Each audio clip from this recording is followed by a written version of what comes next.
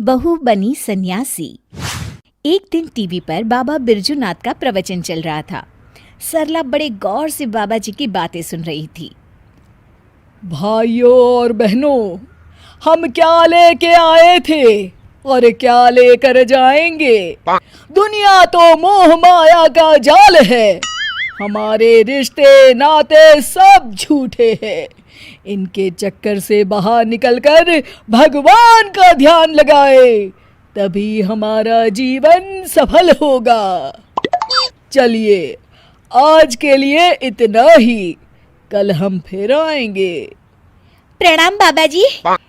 सरला बाबा बिरजूनाथ की परम भक्त थी। वो हमेशा उनका प्रवचन सुनती थी। एक दिन, सरला, जल्दी से मेरा नाश्ता लगा दो, मुझे देर हो रही है भाई। तभी विनोद देखता है कि सरला अपनी आंखें बंद कर ध्यान की मुद्रा में बैठी है।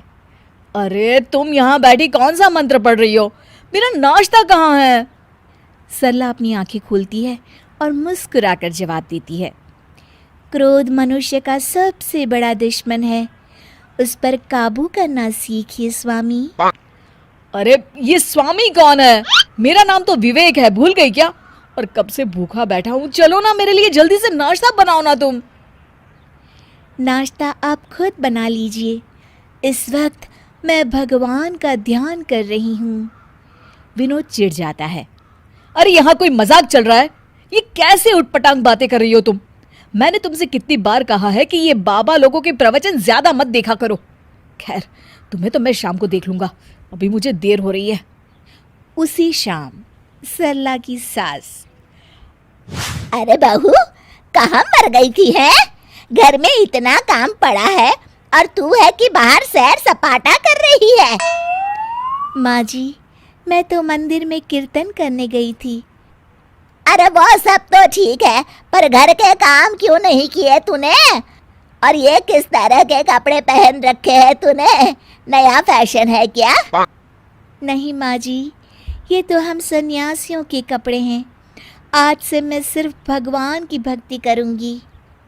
अच्छा, और घर के काम कौन करेगा? घर के काम तो आप करेंगी माँ जी। अच्छा, मैं चलती हूँ, मेरा ध्यान का समय हो गया है। सरला अपने कमरे में चली जाती है। इस तरह सरला घर के काम करना बंद कर देती है और मजबूरी में सरला की सास को घर के सारे काम करने पड़ते हैं। कुछ दिनों के बाद, अरे बेटा, ऐसा कब तक चलेगा? इस बुढ़ापे में सुबह से शाम तक काम कर कर के लगता है मैं तो बहुत जल्द भगवान को ही प्यारी हो जाऊंगी। तुझे अपनी माँ की जरा भी चिंता नहीं है क्या? माँ, मेरी तो समझ में नहीं आता कि सरला का क्या करूं। एक बात बोलूं बेटा, जब से बहू सन्यासी बनी है तब से कुछ ज्यादा ही पेटू हो गई है। सारा दिन खाने का ऑर्डर देती रहती है। तभी दरवाजे पर सरला की सहेली कोमल आती है। नमस्ते माँ जी, सरला घर पर है क्या? हाँ है, अपने कमरे में।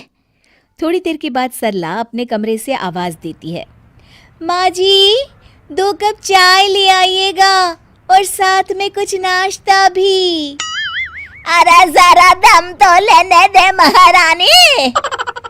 कुछ कहा क्या माँ जी? अरे कुछ नहीं बहू, आती हूँ चाय नाश्ता लेकर अभी।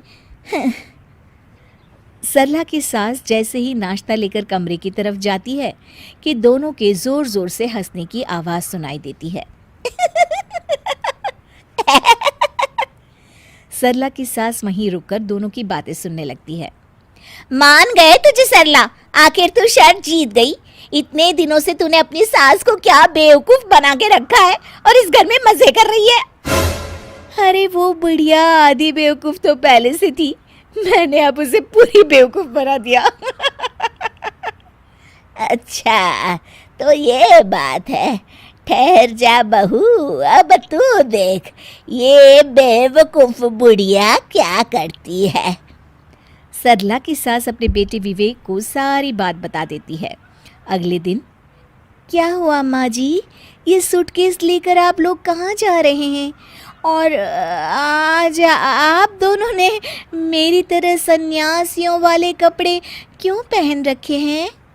बहू, आज से हम दोनों भी तेरी तरह सन्यासी बन गए हैं। इसीलिए मैंने फैसला किया है कि हम ये घर बेचकर हिमालय चले जाएंगे भगवान की तपस्या करने। हैं? लेकिन माँ जी, आप ये घर कैसे बेच सकती हैं? मेरा मतलब आपके हिमालय जाने के बाद मैं कहाँ रहूँगी? अरे तू भी तो सन्यासी है, और एक सन्यासी को घर की क्या जरूरत। चल तू भी अपना सामान बांध ले, चल जल्दी कर बेटा। बाबा बिरजूनाथ बिल्कुल सही कहते हैं। ये घर बार रुपए पैसे सब मोह माया है, इसलिए तो मैंने आज से अपनी नौकरी भी छोड़ दी है। अरे वो बिरजू बाबा पागल है, उसकी सुन के आप दोनों ने इतना बड़ा कदम उठा लिया। क्या कहा बहू तूने?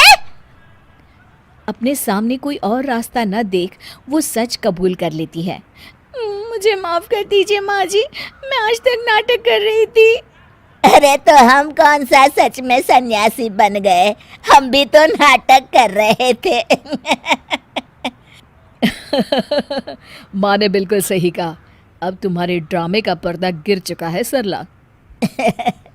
चल बहू चल, जल्दी से झाड़ू उठा और घर की साफ सफाई में लग जा। उसके बाद खाना बनाने की तैयारी भी तो करनी है ना तुझे। हाँ हाँ जी माँ जी।